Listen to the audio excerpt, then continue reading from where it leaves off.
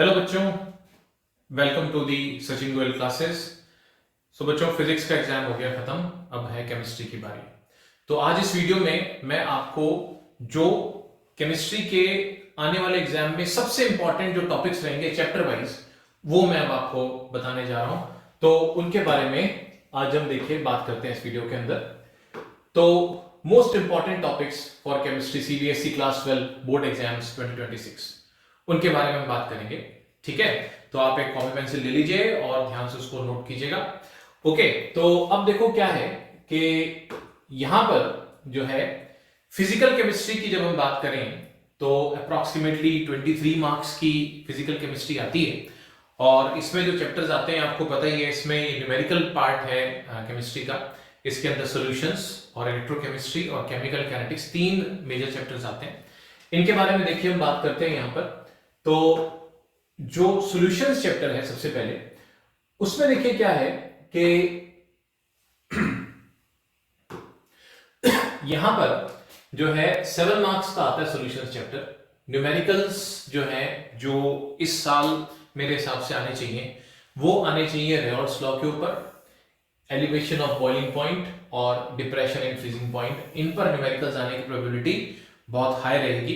ये मैंने आपको एनालिसिस जो मैं दे रहा हूं प्रीवियस 5 इयर्स के जो क्वेश्चंस आए हैं, उस ट्रेंड को उनको देखते हुए मैं आपको अपना यहां पर ओपिनियन दे रहा हूं।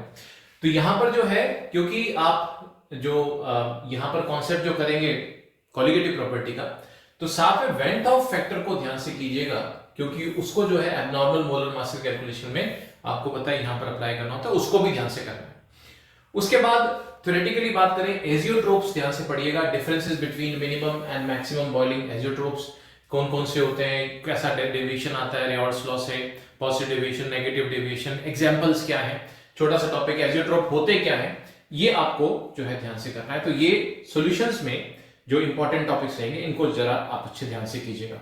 ठीक है, इलेक्ट्रोकेमिस्ट्री हाईएस्ट वेटेज का चैप्टर है, 9 मार्क्स का अकेला इलेक्ट्रोकेमिस्ट्री आता है। तो इसमें जो है नर्स्ट इक्वेशन बहुत ध्यान से करनी है, जो कि कैलकुलेशन ऑफ जो ई सेल होता है आपका, या एक हाफ सेल का पोटेंशियल मेजर करने के लिए जो आपके पास आती है नर्स्ट इक्वेशन, और इक्विलिब्रियम कांस्टेंट केसी का जो इक्वेशंस हैं, वो न्यूमेरिकल के पॉइंट ऑफ व्यू से इंपॉर्टेंट रहेंगी।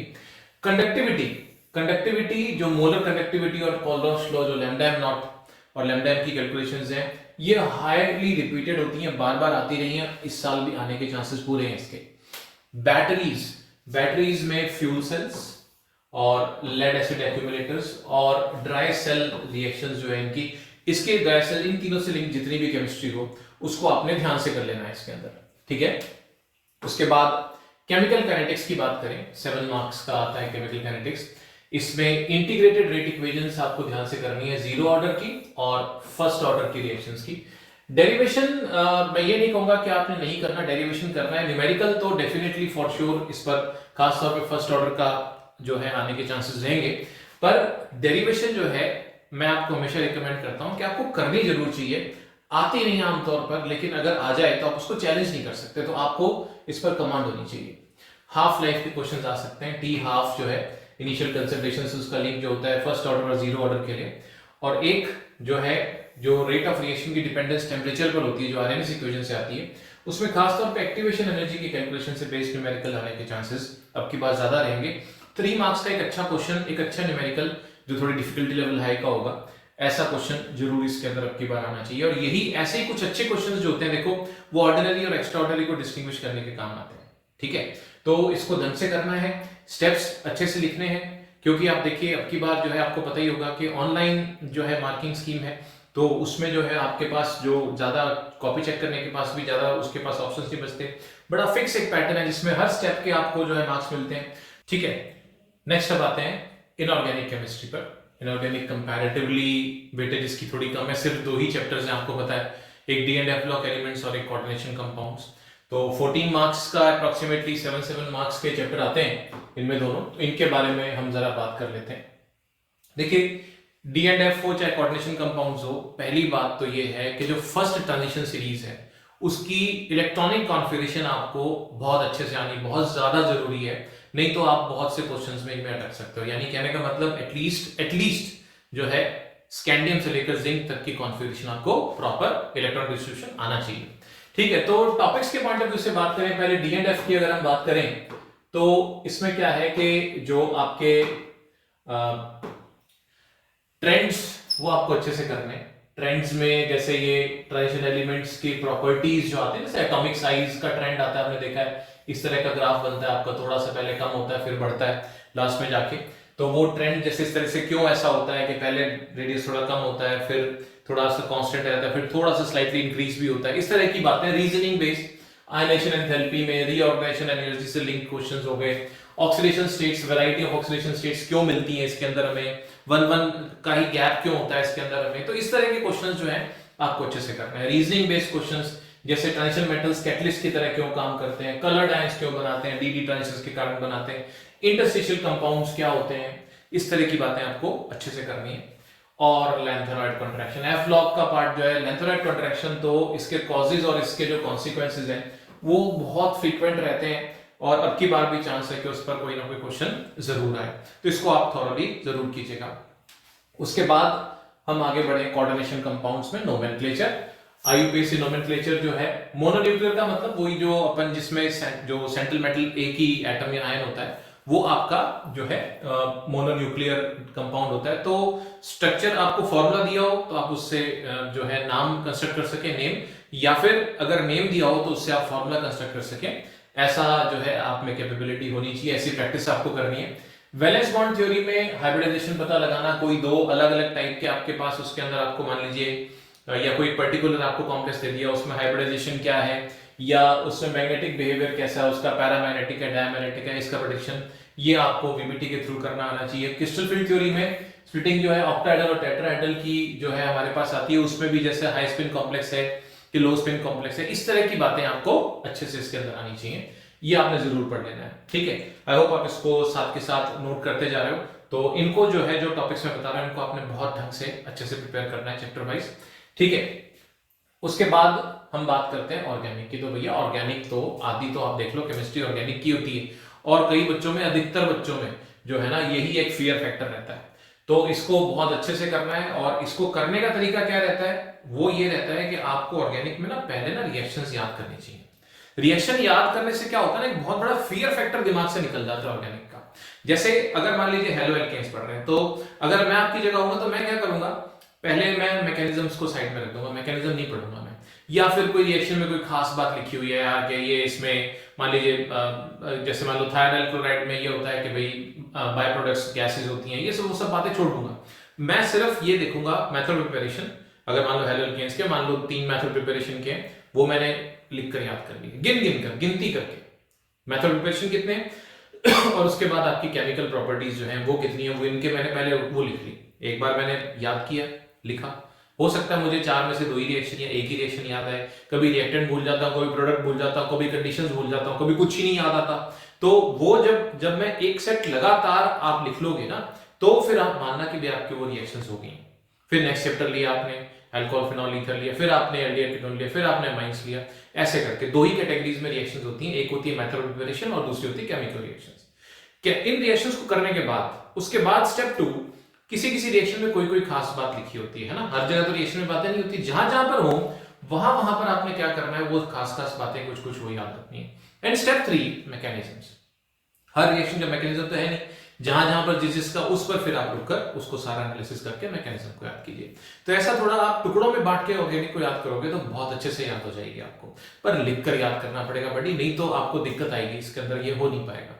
ठीक है, तो ऑर्गेनिक केमिस्ट्री में चैप्टर वाइज अगर हम बात करें तो 70 में से 33 मार्क्स की है, ऑलमोस्ट 50% ऑर्गेनिक केमिस्ट्री है। सबसे पहले हेलो एल्केन्स और हेलोनीन्स एंड अल्कोहल फिनॉल ईथर्स जो हैं, इसको अगर हम कंबाइन कर दें तो लगभग ये 12 मार्क्स की कंबाइंड आती है।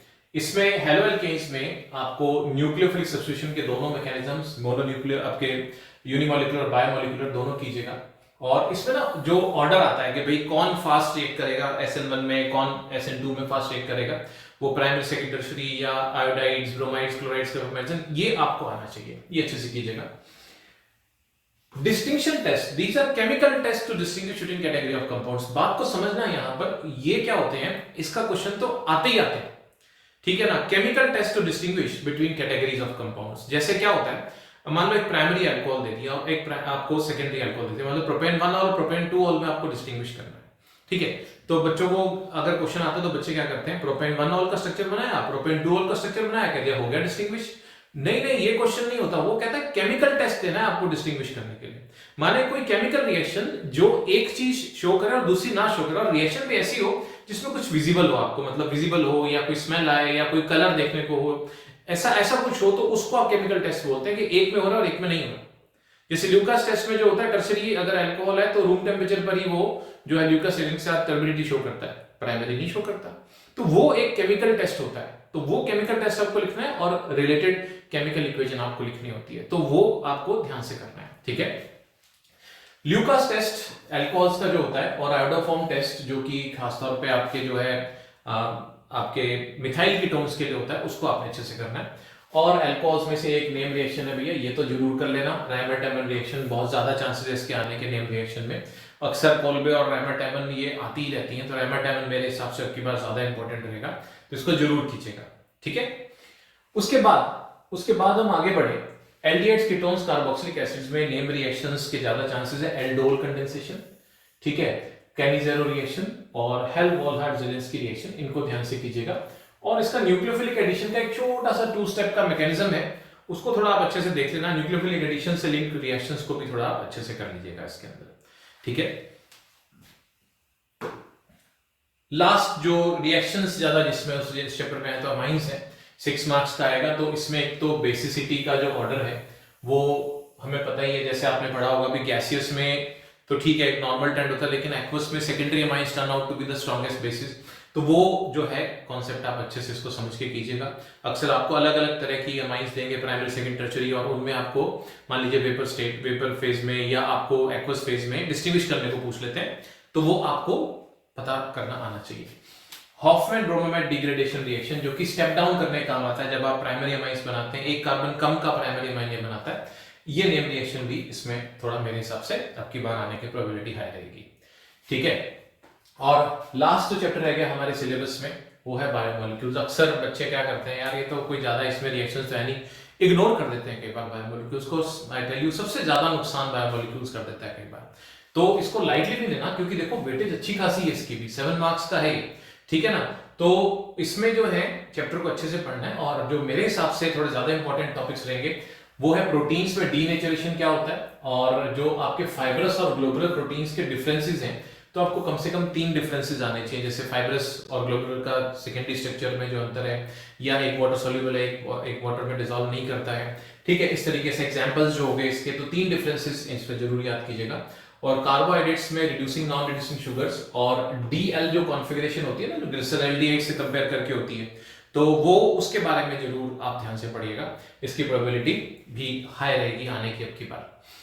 तो ये तो हुई जनरल बात, बाकी स्ट्रेटेजी देखिए अपनी अपनी होती है। थोड़ा सा मेरी तरफ से एक सजेशन हो सकता है, एक तो जैसे ये कन्वर्जेंस में जैसे ए से बी बना, बी से सी बना, इस टाइप के क्वेश्चंस ऑर्गेनिक में आते ही हैं, ठीक है। केस बेस्ड क्वेश्चंस जो है वो नॉर्मली जैसे बायोमोलिक्यूल्स सॉल्यूशंस में से आने के चांसेस ज्यादा रहते हैं, बट ऐसा कोई जरूरी नहीं, बट एक जनरल एक ऑब्जर्वेशन है। और इसमें क्या करना है कि आपको पैराग्राफ को पढ़ना जरूर है। कई बार तो पैराग्राफ से अलग से क्वेश्चन आते हैं, भाई आपको एक हिंट दे दिया कि ठीक है बायोमोलिक्यूल्स क्वेश्चन, आप क्वेश्चन में कुछ और पूछ लेते हो, लेकिन मोस्ट ऑफ द टाइम्स आपके जो सवालों के जवाब है आपको पैराग्राफ में मिल भी जाते हैं, तो पैराग्राफ को अच्छे से केस को पढ़ना जरूरी है, ठीक है। असर्शन रीजन क्वेश्चन में आप क्या करेंगे, एक्सेप्शंस वगैरह पर ज्यादा अच्छे से आप जो है फोकस करेंगे। असर्शन रीजन में क्या होता है कि जैसे ना सबसे ज्यादा दिक्कत आती है कि आपको 2 ऑप्शन, अगर मान लो एक चीज करेक्ट एक रॉन्ग हो या दोनों रॉन्ग हो तो बड़ा आसानी से मैनेज हो जाता है, लेकिन एक जो दिक्कत आती है कि अगर दोनों असर्शन रीजन सही स्टेटमेंट्स हो मगर एक्सप्लेनेशन सही है कि नहीं है, वो डिटरमाइन करना थोड़ा सा हमारे लिए क्या होता है, मुश्किल हो जाता है। तो उस केस में क्या है, एक छोटे सा एक तरीका मैं आपको बताता हूं। असर्शन को ना क्वेश्चन बना लीजिए। असर्शन जो है अगर वो सही स्टेटमेंट है और आपने देख लिया रीजन भी सही स्टेटमेंट है, ठीक है, असर्शन को एक क्वेश्चन बनाएंगे और अपने दिमाग में सोचिए कि अगर ये सवाल आए मेरे पास तो मैं इसका जवाब क्या लिखूं।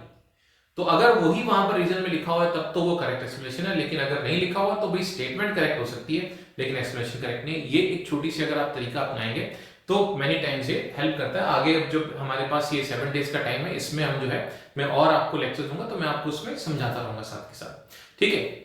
मगर देखिए एक बात हमेशा ध्यान रखिएगा, there is no alternative to hard work. ये मेरी तरफ से assumptions हैं, और हो ना हो इसमें से आपको काफी कुछ हेल्प मिलेगी, लेकिन जो आपने साल भर मेहनत की है, जो थ्रू आउट द ईयर आपने मेहनत की है, वो आपको असली गेम विनर बनाएगी, ठीक है। तो अपनी मेहनत पर भरोसा रखना, हम अभी और तैयारी करते रहेंगे। Wish you all the best for the chemistry exam. Bye.